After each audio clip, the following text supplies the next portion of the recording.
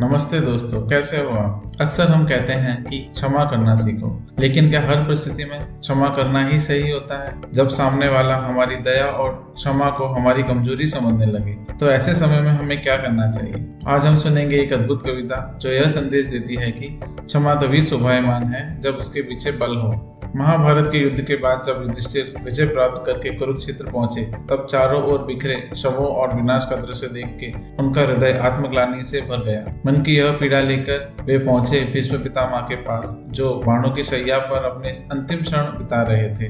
राष्ट्र कवि रामधारी सिंह दिनकर ने इस घटना का अद्भुत और मार्मिक वर्णन किया है और इसी प्रसंग पर आधारित एक अमर कविता की रचना की है। तो आइए सुनते हैं कि भीष्म पितामह ने युधिष्ठिर से क्या कहा। क्षमा दया तप त्याग मनोबल सबका लिया सहारा, पर नर व्याघ्र सुयोधन तुमसे कहो कहाँ कब हारा। क्षमाशील हो रिपु समक्ष तुम हुए विनीत जितना ही, दुष्ट कौरवों ने तुमको कायर समझा उतना ही। अत्याचार सहन करने का कुफल यही होता है, पौरुष का आतंक मनुज कोमल होकर खोता है।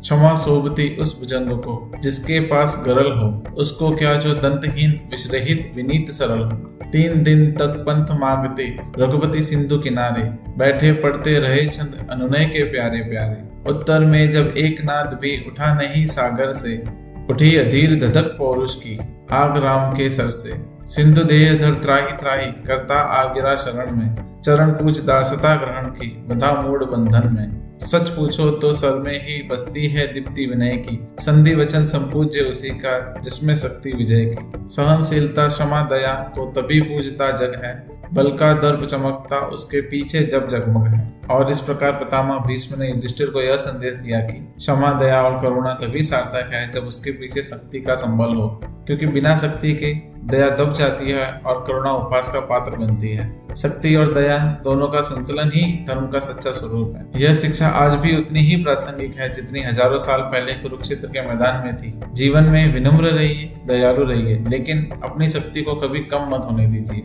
अगर आपको यह प्रस्तुति पसंद आई हो तो लाइक कीजिए, शेयर कीजिए और चैनल को सब्सक्राइब कीजिए, ताकि हमारी अगली कहानी सबसे पहले आप तक पहुंच पाए। फिर मिलेंगे एक नई कहानी और एक नए संदेश के साथ। धन्यवाद।